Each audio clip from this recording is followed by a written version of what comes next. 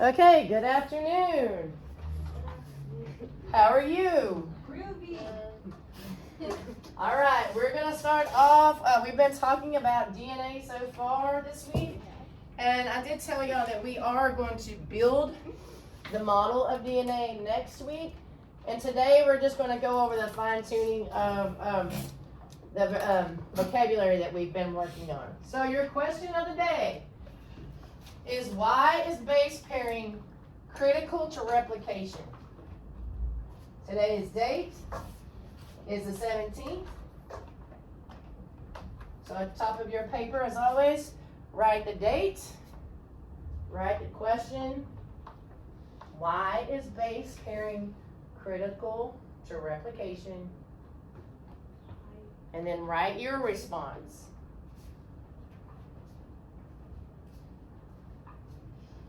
Remember the structure of the DNA that we talked about.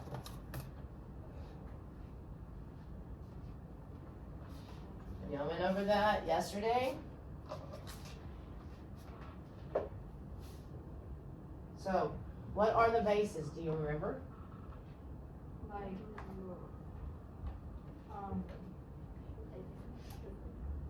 letters up. The letters that build, okay. Do you remember what those are? A, C, T, G. Yes, the A and the C and the T, G. Those are the nitrogenous bases, okay? And so why do we have to match them in the pattern specifically that we talked about?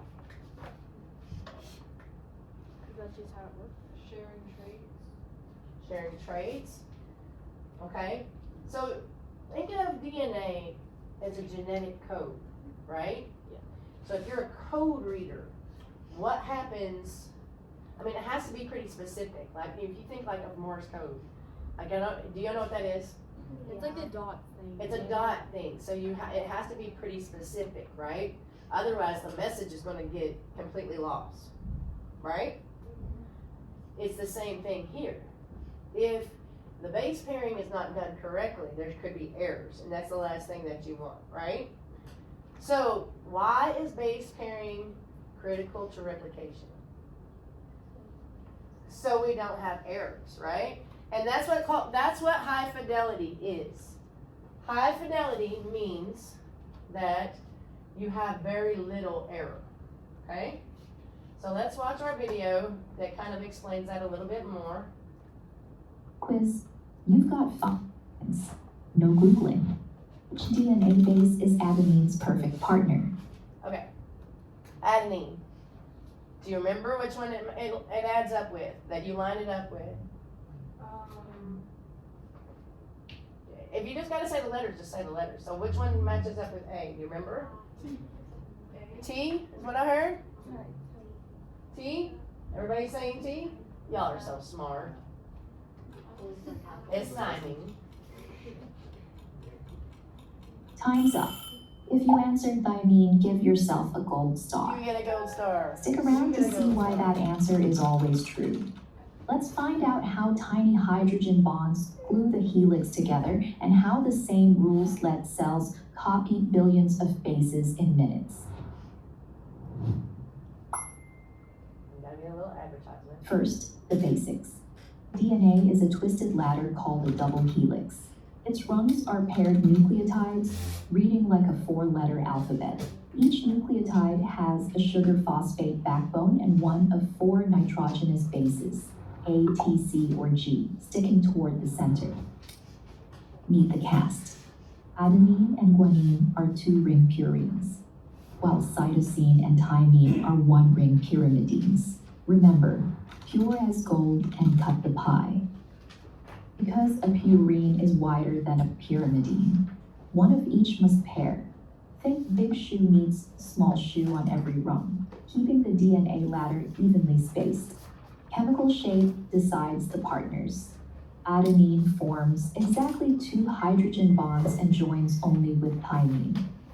Meanwhile, cytosine forms three and locks perfectly to guanine. Those hydrogen bonds act like molecular Velcro, strong together, yet easy to peel apart for replication and transcription. We've met the bases. matched the pairs, and seen how hydrogen bonds hold the helix just right. Want to turn those milestones into mastery? Tap the link to access the practice test, flashcards, and Okay. study guide, then jump right back into the This is video. Quizlet, so it's gonna have a Lock little in what you advertisement. learned and keep going. All right, rules locked in. Now see them in motion inside a living cell. Watch the helix unwind. Helicase splits the strands while DNA polymerase reads one base and snaps in its complement. C for G, T for A, and so on. The fidelity is astounding. Fewer than one mistake per billion bases, thanks to complementary rules and proofreading enzymes. Complementary pairing also powers PCR, CRISPR editing, and forensic DNA fingerprinting that can solve decades-old crimes. Now, here's the catch. RNA uses the same logic, but uracil replaces thymine, so adenine still finds its match. See the choreography? A hugs T, C spins with G. Break, reform, repeat. The DNA code remains consistent, even as cells divide, differentiate, and adapt. To recap, A pairs with T, C with G. Purions meet pyrimidines. 2 versus 3 hydrogen bonds keep the genetic code consistent and replicable.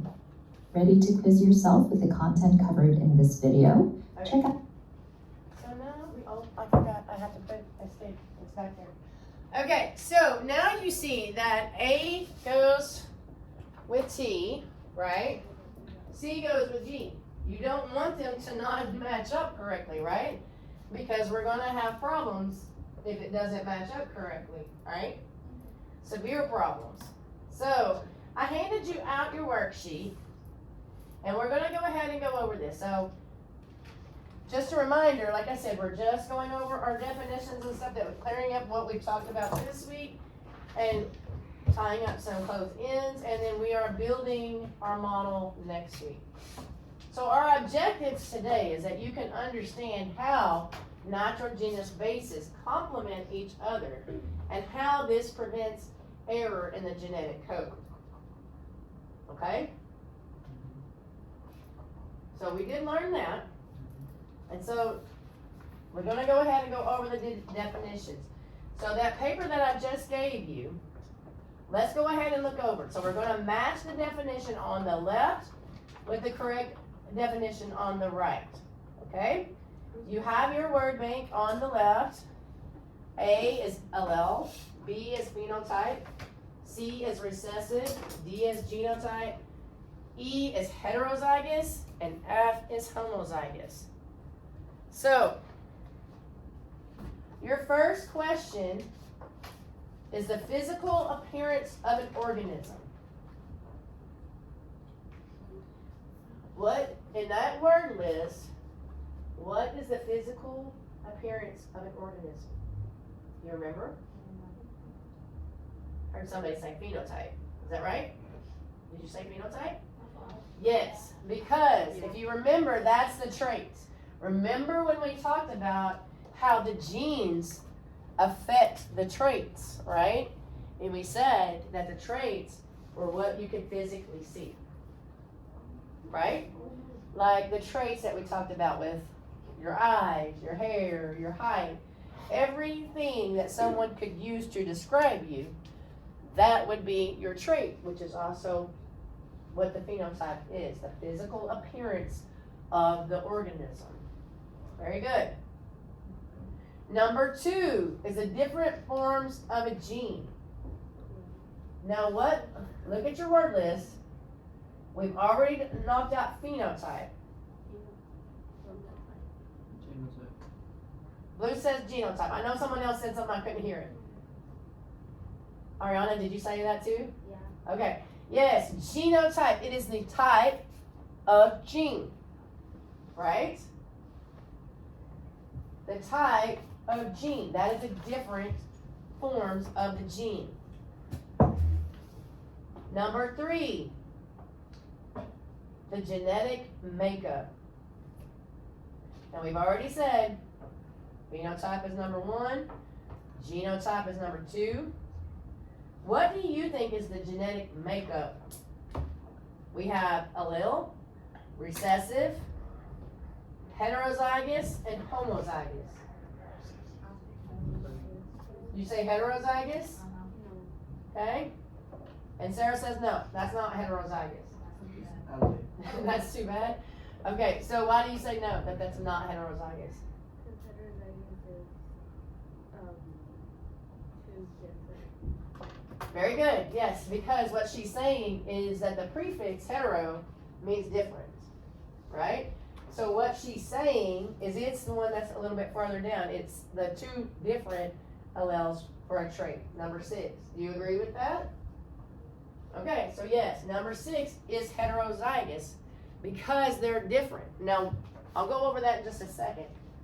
Again, just to remind you before we talked about the components part. But let's go back to the genetic makeup.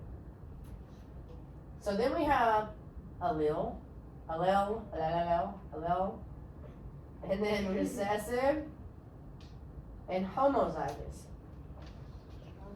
Allele. What'd you say, Blue? I think it's the A one. You think it's the allele?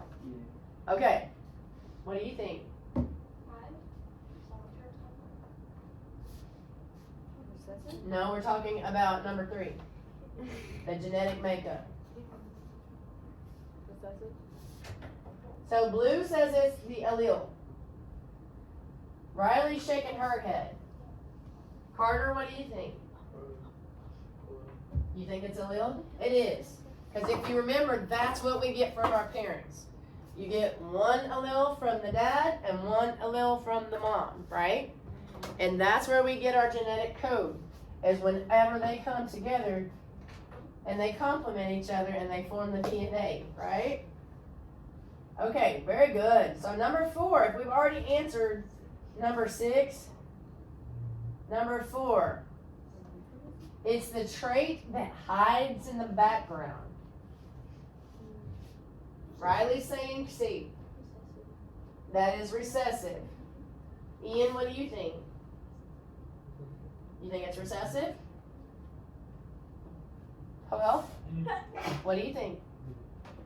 Number 4, the trait that hides in the background. Recessive? Yes, that is recessive. So that is dominant, is what takes over, right? Not that it's stronger, it's just more expressed, right?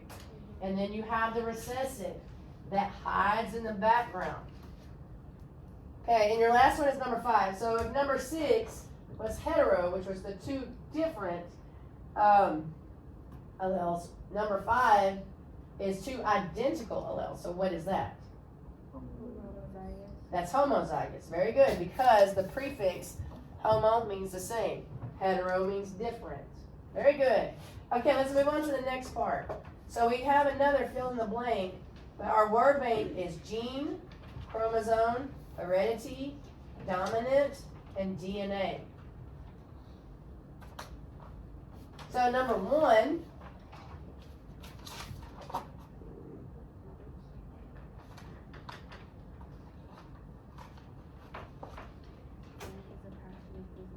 Number 1, sorry, I'm supposed to do that. Is, it says blank is the passing of physical characteristics from the parents to the child. DNA is what Emery says. Rose said she was thinking gene or heredity. Lydia, did you have your hand up?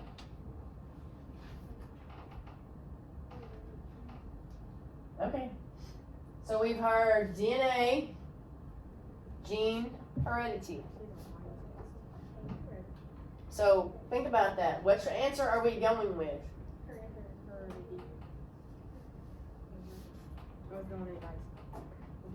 So you're saying heredity? I mean, DNA is not wrong, really. All right, Emery. Can we not be gluing our hands? Okay. So DNA is part of your heredity, right? You can go wash your hand. Oh, it's mine. I'll just myself.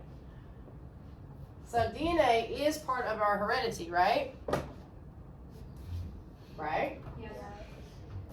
But what is the difference? Why are we going with heredity instead of DNA?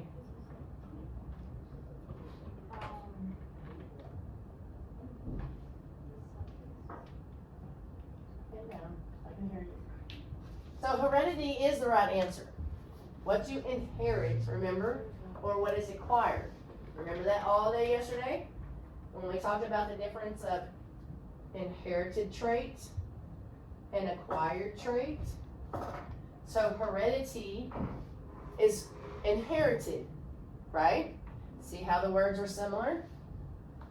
So heredity is what you get from your parents. The DNA that you get from your parents. That is heredity. Okay. Let's go on to number 2. All right, number 2 says it's a segment of the DNA that codes for a specific trait. What is that called? Gene? Okay, I'm hearing that pretty unanimous. Does everybody agree? Evelyn, do you agree that that's gene? Darlene? Yeah. Okay.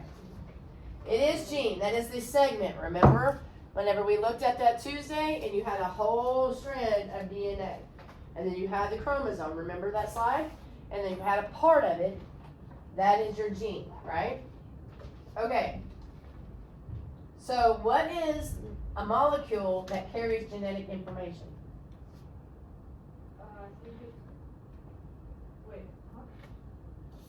What is a molecule that carries genetic information? We're on 3 now? Did I skip one? Yeah. Alright, well let's just stay with it anyway. What is a molecule that carries genetic information? DNA, yes, that's your genetic code, right? Okay. So I'm sorry, I did skip one. So what is a trait that is, a blank trait is one that appears in an organism even if only one allele is present? Well, we're talking about babies, right? So, even if one allele is present, what is that? Think back when we talked about the alleles. I heard it. Dominant, yes. So, remember how one was capital and one was lowercase? But that capital one cancels out the lowercase one, right? So, yes. That is dominant. So last question here. What are the rod-shaped structures made of DNA that are located in the nucleus? Chromosomes. Yes, very good. Good job. Okay, so now we're going to go set up our Punnett square. So we're going to talk about these pea plants in part 3. Okay? So it's been a minute since you talked about the Punnett squares. We kind of went over them. You should have went over them more in depth in 6th grade. So maybe this will jog your memory just a little bit. So Punnett squares, if you remember, like I said, we can only take one allele from each parent. And then you set it up on your squares, and then that's how you calculate it. So I'm going to go ahead and show you this video again, and then we'll work this out. For stopping by. Today, basics of Punnett square. Punnett squares measure the probability or likelihood of a genetic outcome based on a specific genetic cross. It doesn't tell you what will be, only what could be. For the simplest of Punnett squares, you'll cross 2 genotypes. These parent genotypes will be for the same gene but may or may not contain different alleles. Let's look at an example of a genetic cross for eye color. Green eyes being dominant and blue eyes being recessive. And we'll use big G, little g for the maternal genotype and little g for the paternal. So this is our cross. The mother has green eyes and the father has blue eyes. We want to see the probability that their offspring will have either green or blue eyes. For this cross, we'll draw a square split into 4 quarters, like a simple 4-panel window. This is the Punnett square. One of the parental genotypes will go on top, and the other will go on the side. It doesn't matter which genotype goes where, and the order of the letters really doesn't matter, but we conventionally write the dominant allele first, if there is a dominant allele. So your setup should look like this. Then you simply carry the letters through to their respective quadrants and match them up, like so.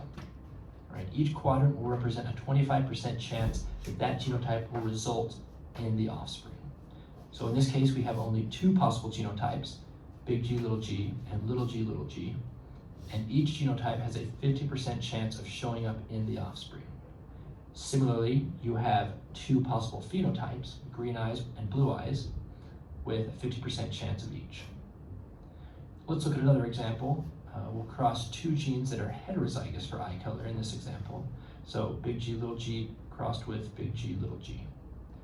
These colors are just for illustration purposes. So we again will draw our Punnett square and put 1 gene on top and the other down the side, and then carry the letters through to their respective quadrants and analyze the results. So this cross results in a 1:2:1 genotype ratio, with 25% homozygous dominant, or big G, 50% heterozygous, or big G, little g, and 25% homozygous recessive, or little g, little g. The phenotypic ratio would be a 3:1 ratio, with 75% green eyes and 25% blue eyes. Okay, hopefully that helps you understand simple Punnett squares a little better. Genetic crosses can be much more complicated, and I'll make a video sometime in the future. Sorry, I was trying to get it to Alright, let me zoom back out. So Punnett squares, do you remember these now? Yeah, some of you do? Yeah, a little bit. I mean, we've kind of touched over at the very beginning of the year, very little. But we're going back over it. So let's go ahead and make this point again. How do we know? Sorry, I wish I could take that part off this computer. We don't need it. But how do we know, looking at alleles, which one is dominant? Do you know? The one that appears more. The what? The one that appears more. The one that appears more, but in the writing itself. Like the uppercase letters? Yes, the uppercase letters, the big letters, right? And so the recessive we write in lowercase, right? Okay, so look at part number 3. It says in pea plants, what would you label the tall plant and what would you label the small plant allele? Now remember, do you have to pick specific letters? No, you don't. You don't. Remember, you can pick whatever letter you want. So if we're talking about pea plants, you can use the letter P. If you're talking about height, you can use the letter T. Whatever letter that you use, that's what you're going to use. But all that matters is basically whether you used it correctly, whether it's dominant or recessive when we set up the Punnett square, right? So let's go ahead. Oh yes, and we're going to go back over that, but because you guys are so smart, you already knew that. So what is the difference between heterozygous and homozygous? Heterozygous is different. Homozygous is the same. Okay, so let's work this out. Really, like I said, wish I could take that off. So, in the pea plants, tall would be what? So, it didn't print correctly. So that's what it's asking you to do there in parentheses, even though the parentheses went down on the next level. So it's asking you to identify how you're going to label that. So how would you label the tall pea plant allele? Okay, you can do that. Like I said, as long as it's understood which one is which. So go ahead and enter your answer there.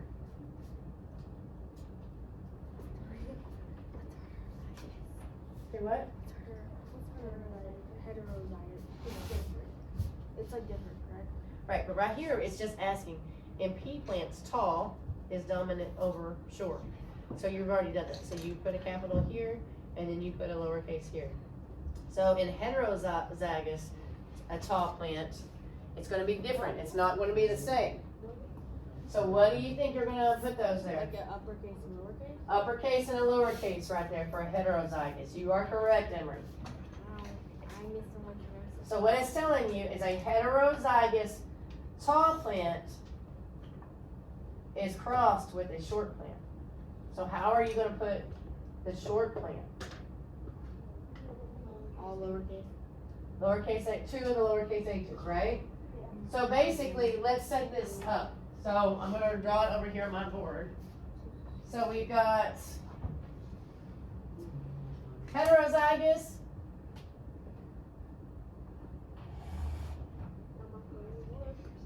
which is, guys, we're going with H. So the hetero is H.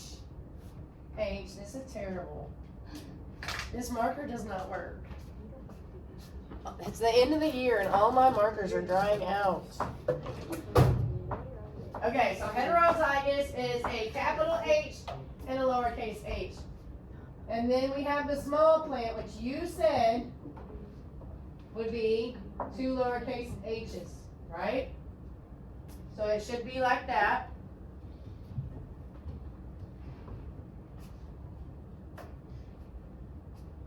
Go ahead and fill them in.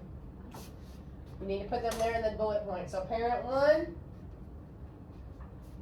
is that your heterozygous parent? Probably. It can be.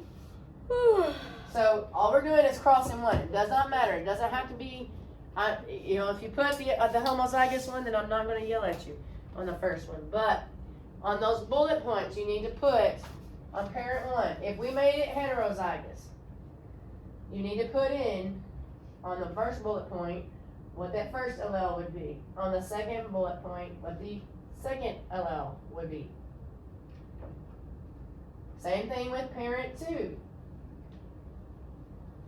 You would need to put what's that first allele on that first bullet point and what's the second on the second bullet point. Okay? So if it's hetero, they're different. Like it on the board. So the heterozygous, what we said was a capital H and a lowercase h. And you said that the small one was 2 lowercase h's, right? Okay. So what we're going to do is we're going to set up the square. And you can do this on your paper. Okay? So set up a square. Guys, focus. Got eyes on the back of my head even though I'm looking at the board.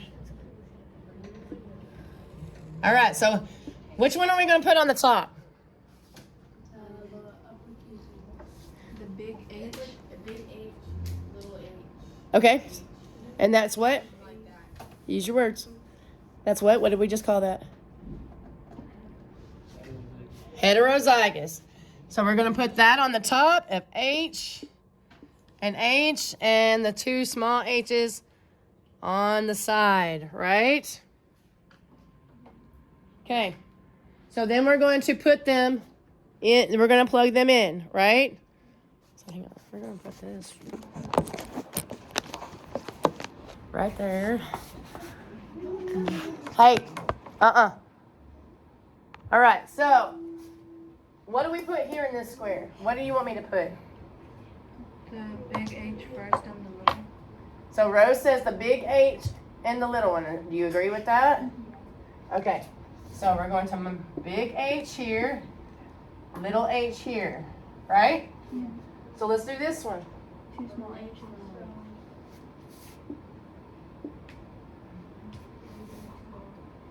Big H, little h? Yeah.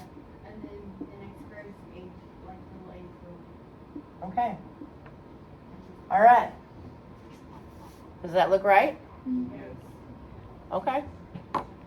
So now what do we do? So we've got the Punnett square up, right? So now we're going to calculate that.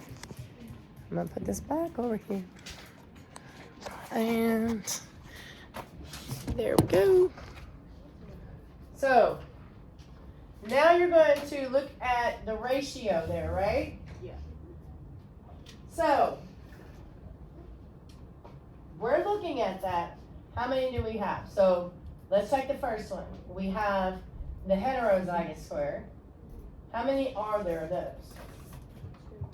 So what I want you to do is right beside that Punnett square, you should write your heterozygous. You should write H, capital H and lowercase h. And then put your ratio. 2 out of 4.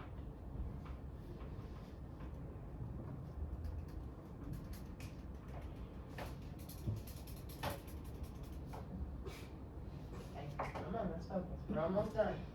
And then we got a nice weekend where y'all don't have to see my face for 3 days.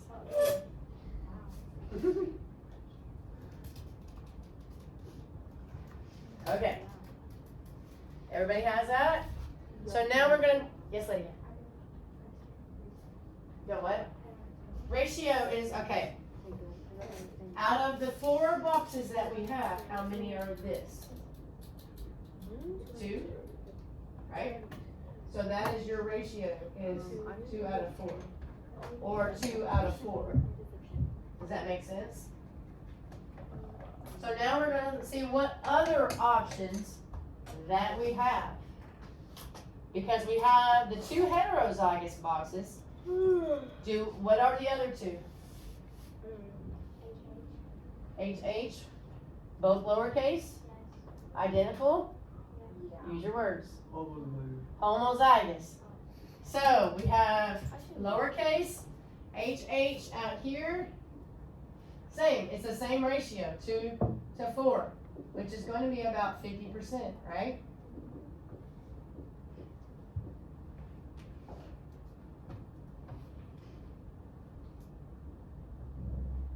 Do you see how I got that? Because 2 out of the 4 boxes were heterozygous. And 2 out of the 4 boxes were homozygous.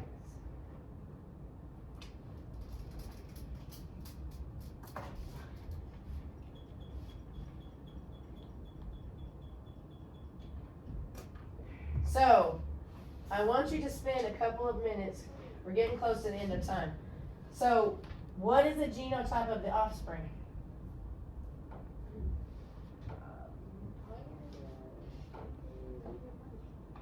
I want you to be thinking about that.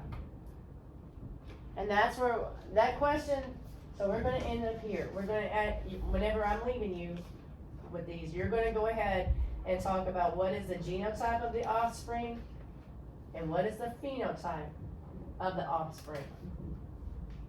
Okay? So let's go back to that in just a second. But I want to answer that question again. So the question is why is pairing so important? And we said to reduce error, but what happens if we have error?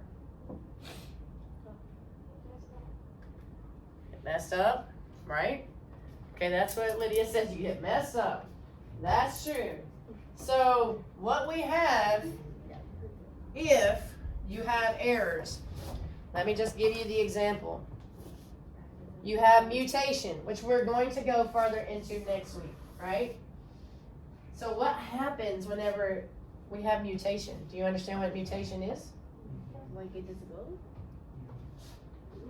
What does mutation mean? What is a mutant? Brother. A weird breed? My brother, that's what he is. Your brother is, okay. So it's a mutation. It means it's a change in a gene. Does this happen? Yes. Does this necessarily mean it's always like catastrophic if it happens? No. But so, without control and stuff, obviously we've got some issues and we need to have that under control, because as you as a human, and if you were trying to make another human, you definitely wouldn't want that mutation, right? And disease, it can also cause disease. We have a high burden of unrepaired mismatches is linked to various diseases like cancer and neurodegenerative conditions. And you also have structural distortion, which is mismatched bases can distort the DNA helix, which makes it difficult for the enzymes like DNA polymers to read and replicate the genetic sequence accurately. So you're going to have trouble because then it can't replicate. So I want you to finish these questions. I want you to put in these 2 questions as your exit, and we're going to submit these papers. What about these? That's what we just did. That's what we just did up here. So that's where you put your uppercase H and your lowercase h. So be working on those questions, and I'm going to be looking around to make sure that you're on track. So the genotype. What type of gene is it? Oh, wait, don't.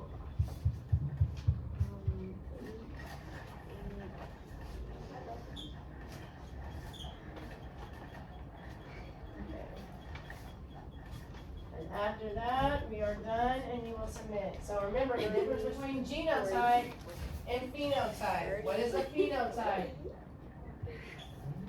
Remember? What is a phenotype? Like physical features. The physical features. Okay. Any questions? Okay.